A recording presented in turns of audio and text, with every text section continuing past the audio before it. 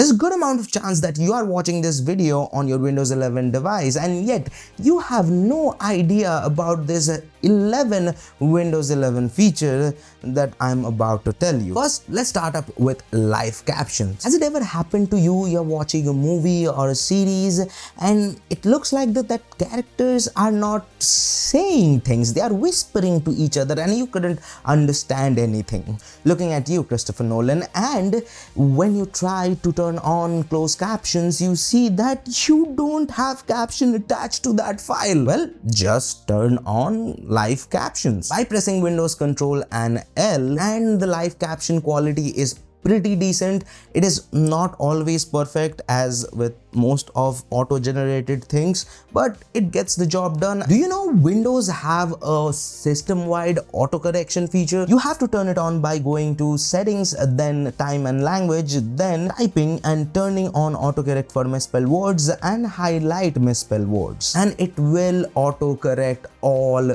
the files that you are trying to rename on your homework folder. If you are someone who gets distracted very easily even by a flashing light on your taskbar and then somehow you suddenly found yourself binging Good Works video, great content by the way, well then you should try focus sessions for Windows 11. You can access it from the clock app and set up a timer on how long the session should last. You can also link Spotify for listening to music or podcast, and you can customize your focus session behavior by going to settings, then system, then focus. If you have a RGB keyboard or mouse, then you can customize its lighting and lighting patterns from Windows itself. Go to settings, then personalize, then dynamic light, and if you have a supported device, then voila. I have seen a lot of people using a third-party app to use a blue light filter on their system. When Windows have that feature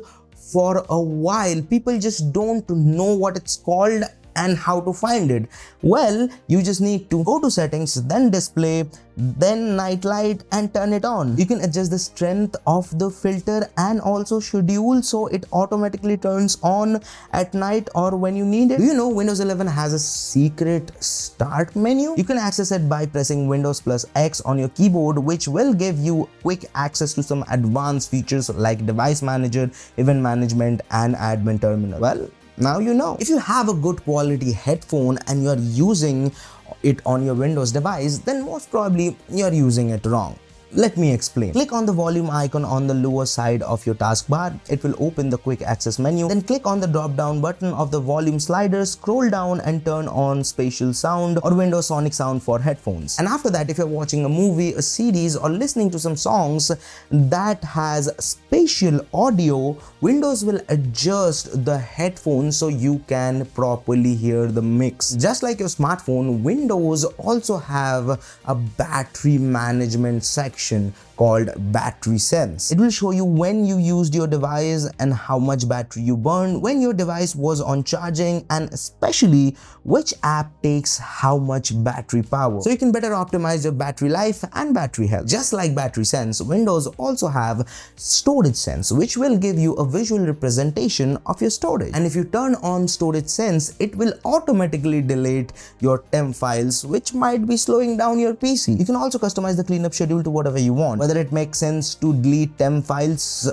every week or when your storage is running low. Now let's talk about a very underrated and underutilized feature of Windows, and that is multiple desktop option and desktop switching. Do you know you can create multiple desktops for multiple use cases in your single system? Well, press Windows plus tab and create a secondary desktop, and you can switch in between them by pressing Windows Control and the arrow key. And now you can set up one desktop for your work where you have only your work related things and a wallpaper that motivates you to work, and another for all your games and a wallpaper that will charge you up for gaming. And last but not the least, Winget. It is a little advanced feature.